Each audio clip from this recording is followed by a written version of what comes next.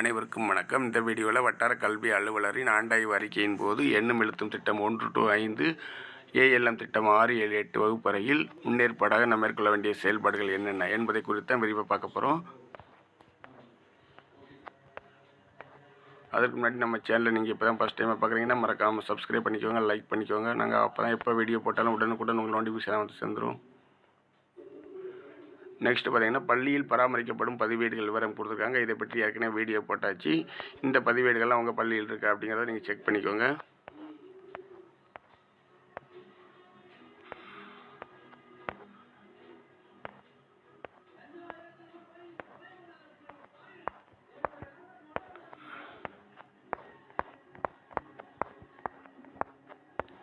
இப்போ மாணவர்கள் கல்வி சார்ந்த விவரம் பார்த்துடலாம்.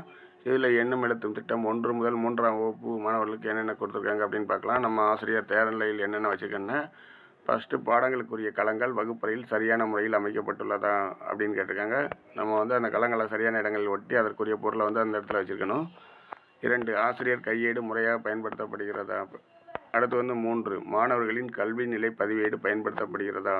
அடுத்து 4, கால அட்டவணை வகுப்பறையில் பார்வையில் தெரியும்படி உள்ளதான்னு கேட்டிருக்காங்க. இப்போ கால அட்டவணை புதிதாக வெளியிட்டிருக்காங்க. அதை பற்றி ஏற்கனவே ஒரு வீடியோ கொடுத்துருந்தோம். அந்த கால அட்டவணையோட பிடிஎஃப்பும் நம்ம டெலிகிராம் குரூப்பில் ஷேர் பண்ணியிருந்தோம். தேவைப்படுறவங்க நீங்கள் டவுன்லோட் பண்ணி எடுத்துக்கலாம். டெலிகிராம் லிங்க் இந்த வீடியோ டிஸ்கிரிப்ஷனில் கொடுக்குறேன். நீங்கள் ஷேர் பண்ணி உங்களுக்கு கால அட்டவணை தேவைன்னா நீங்கள் டவுன்லோட் பண்ணி எடுத்துக்கலாம். அடுத்து 5, குறைதீர் கற்றல் கற்பித்தல் செயல்பாடு முறையாக நடைபெறுகிறதா. அடுத்து மாணவனின் படைப்பாற்றல் வகுப்பில் காட்சிப்படுத்தப்பட்டுள்ளதா. அதாவது கம்பி பந்தல நம்ம மாணவர்களுடைய படைப்பாற்றல் தொங்கோட்டிருக்குமா அப்படிங்கிறத செக் பண்ணிக்கணும். ஆசிரியர் கையேட்டில் குறிப்பிட்டபடி இடையில் பாட புத்தகம் பயன்படுத்தப்படுகிறதா. அடுத்து 8, மாணவர் பயிற்சி புத்தகம் முறையாக திருத்தப்படுகிறதா. ஆசிரியர் கற்றலுக்கேற்ற துணைக்கருவிகள் பயன்படுத்துகின்றனரா. அடுத்து பார்த்தீங்கன்னா 10, அரும்பு மொட்டு மலர் என மாணவர் நிலைக்கு ஏற்ப செயல்பாடுகள் வழங்கப்படுகிறதா. 11, வகுப்பில் மாதிரி மேடை அமைப்பு உள்ளதா. 12, மொபைல் செயலி மூலம் வளரடி மதிப்பீடு FAA அடுத்து FAB செய்யப்படுகிறதா. இப்போ FAB நம்ம 2 முடிச்சிட்டோம். FAA பொறுத்தமட்டில் சிலருக்கு ஓப்பன் ஆகலை. அதுக்குரிய ஆப்ஷன் சீக்கிரம் ஓப்பன் ஆனோன்னு நீங்கள் அதையே முடிச்சிடணும். அடுத்து பார்த்தீங்கன்னா SCERT வழிகாட்டி நெறிமுறைகள் அடங்கிய தொகுப்பு பயன்பாட்டில் உள்ளதா. அடுத்து 14, ஆசிரியர் பாடக்குறிப்பு முறையாக எழுதி பயன்படுத்துகின்றனரா. Lesson plan. அடுத்து 15, கல்வி தொலைக்காட்சியில் திங்கள் புதன் வெள்ளிக்கிழமைகளில் நடைபெறும் மாதிரி வகுப்புகளை பார்வையிட வலியுறுத்தப்படுகிறதா. 16, ஆசிரியர் கையேடு மாணவர் பயிற்சி புத்தகம் கற்றல் பொருட்கள் பெறப்பட்டுள்ளதா. எல்லாம் வாங்கிட்டோமா அப்படிங்கிறத செக் பண்ணிக்கணும். நம்ம ஏற்கனவே எமிஸில் ஏற்ற சொல்லியிருக்காங்க. எந்த புக்கில்லையோ அதை வேணால் சொல்லிக்கலாம். அடுத்து 3ஆம் வகுப்பு மாணவர்களுக்கு வீட்டு பாடம் வழங்கப்படுகிறதா. 1, 2 மாணவர்கள் கிடையாது இருக்காங்க. 3ஆம் மாணவர்களுக்கு கட்டாயம் கொடுக்கணும். ஆசிரியர் கையேட்டில் ஒருங்கிணைந்த அறிவியல் சமூக அறிவியல் சூழ்நிலையல் பாடங்கள் கற்பிக்கப்படுகிறதா. அடுத்து 2 மற்றும் 4 கோடு குறிப்பீடுகள் மாணவர்களுக்கு எழுதி கொடுத்து திருத்தப்படுகிறதா அப்படிங்கிறத பார்த்துக்கணும். இவ்வளோதான் 1 முதல் 3ஆம் வகுப்பு மாணவர்களுக்கு மேற்கொள்ள வேண்டிய செயல்பாடுகள். அடுத்து எண்ணும் எழுத்தும் திட்டம் 4 to 5 இதில் எதெல்லாம் நீங்கள் தயார் நிலையில் வச்சுக்கணும் பார்த்தீங்கன்னா, 1, பாடங்களுக்குரிய களஞ்சியங்கள் வகுப்பறையில் சரியான முறையில் அமைக்கப்பட்டுள்ளதா.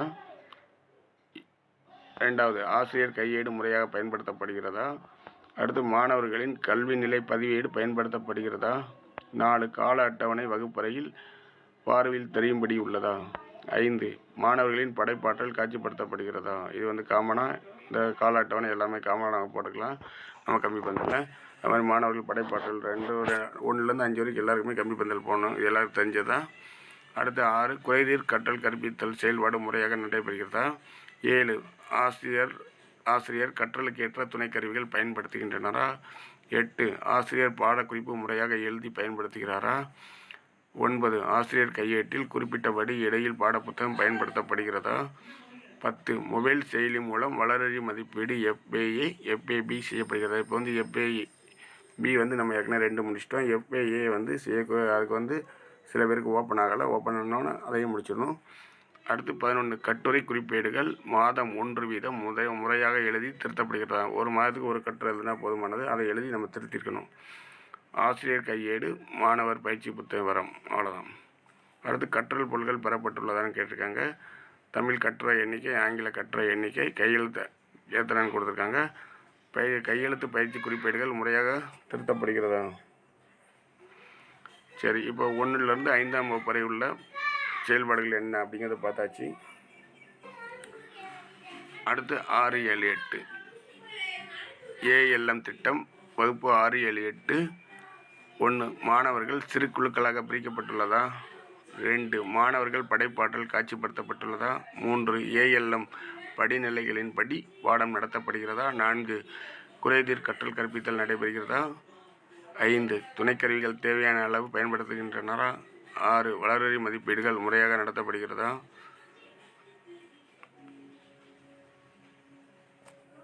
அடுத்து பாடம் தமிழ். ஆசிரியர் பெயர், வகுப்பு கொடுத்துருக்காங்க. தமிழ் கட்டுரைகளின் எண்ணிக்கை வகுப்பு 6, 7, 8.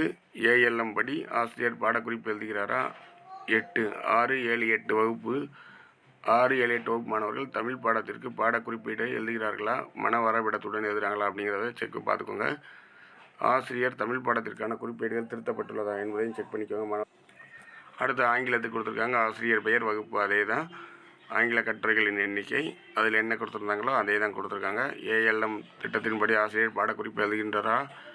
அடுத்து 6, 7, 8 வகுப்பு மாணவர்களின் ஆங்கில பாடத்திற்கு பாடக்குறிப்பு எழுதுகிறாங்களா மன வரைபடத்துடன் அப்படிங்கிறத மாணவர்கள் வரைகிறாங்களா அப்படிங்கிறத செக் பண்ணிக்கணும். அடுத்து அதே தான் கொடுத்துருக்காங்க, வேறு எதுவும் மாற்றம் இல்லை. கணிதத்துக்கு கொடுத்துருக்காங்க. அடுத்து அறிவியல், அடுத்து சமூக அறிவியல்.